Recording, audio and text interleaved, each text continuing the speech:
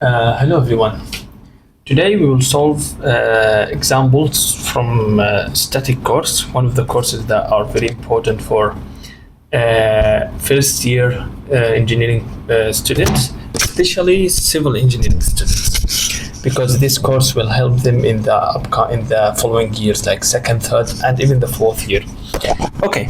One of the main ideas of this course is how to find the reaction forces. It's very important to learn how to find these forces in order to solve the question. So, how to find the reaction forces? Let's assume that we have this example. We have simply supported beam, point A, support A, and point B, support B. And we have a distributed load.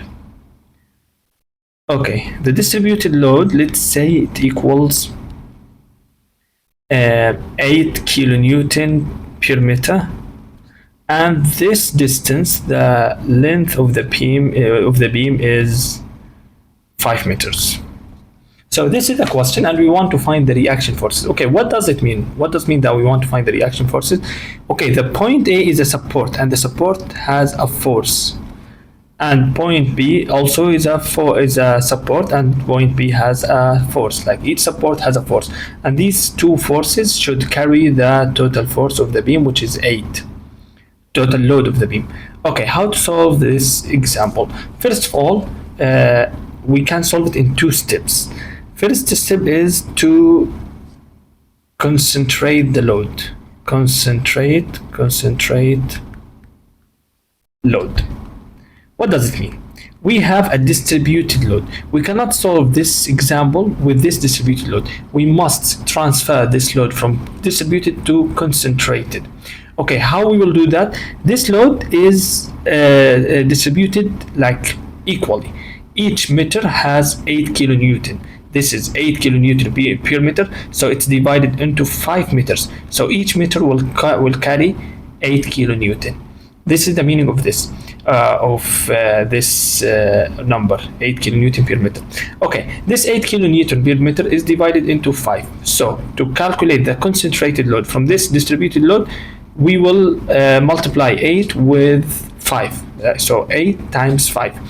8 times 5 will be 40. So the load will be concentrated and equals 40. Okay, it will be concentrated exactly in the middle of the beam. So we have the total length was 5, so now it's 2.5 on the right and 2.5 on the left, which means that this load is concentrated now in the middle of the beam because it's simply supported beam, and we have one load which is 8 kilonewton, and this load is distributed on the whole beam on the 5 meters. So when we concentrated it, it will be concentrated in the middle of the 5. Okay, so we have 40 in the middle, and now we have 2.5 on the left and 2.5 on the right, the distance. This is the first step. Second step, we will calculate A and B. Second step, we can find A and B. This is the second step. How to find A and B? We have this. Okay, in this question is very easy because the 40 is concentrated in the middle. So while it's concentrated in the middle, logically, point A will carry half of the load, and point B will carry half of the load, 20.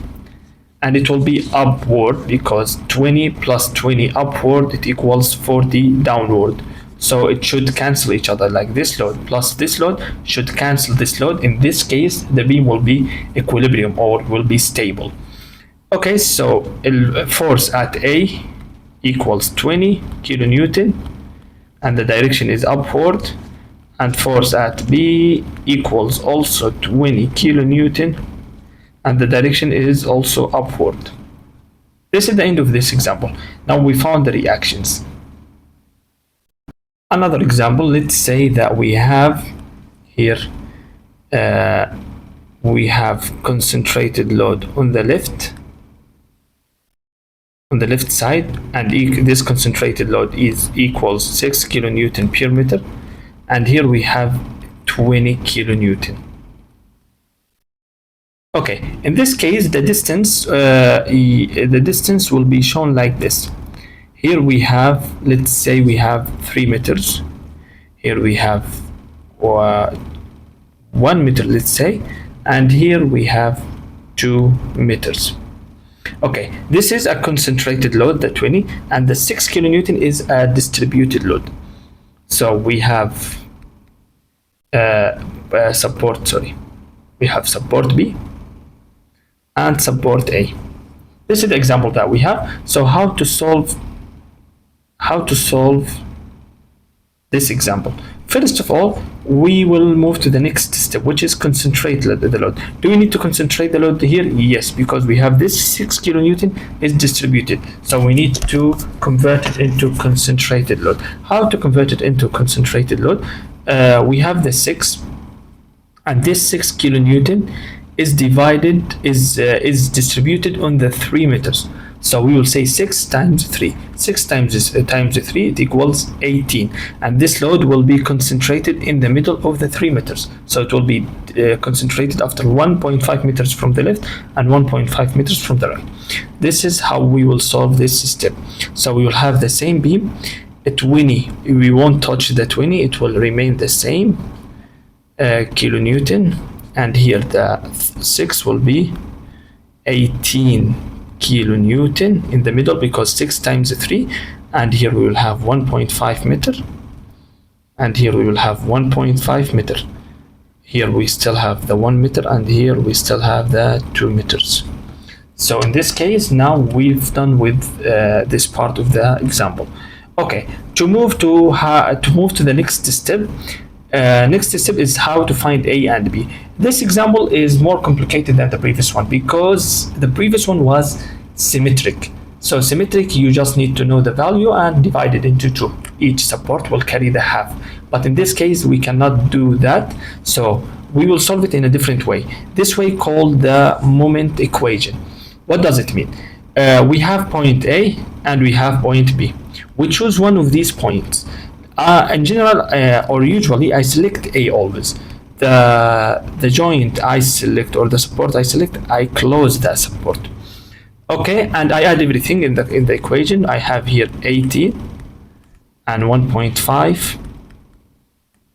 I have also 1.5, 1, and here I have 20, and then I have 2 meters. Okay, so what else I will add in this question? I will add the force here, because I have force here. The B force is here. How to find the force B? In this equation, this way of finding the moment equation at point A, we will find the value of the force B from this equation. So what does it mean? We will write the moment equation. Moment equation, summation of moment equals to 0. Summation of moments at point A equals 0. This is the moment equation at point A. And also we will consider the rotation of the moment. In general, we consider it like anti-clockwise or counterclockwise as positive. So clockwise, negative, counterclockwise, positive. What does it mean? It means that we will transfer each load we have 1, 2, 3 into moment according to the point A. What does it mean? We will start with the value 18. So the value 18 is downward. It's going to the down. So to transfer it into the point A, it will move this direction, this way. So it's rotating clockwise, negative, directly. Okay, this is number 1. And number 2, the value is 18, and the distance that we went through is 1.5. So times the distance 1.5, because the moment equals force times distance. So the moment equals force times L. Okay, now let's continue. We will move to the second force that we have, 20. Also, it's going downward. So we move this force to the point A. So as we see, it's moving like this. So the rotate is also clockwise. So negative 20 times the distance.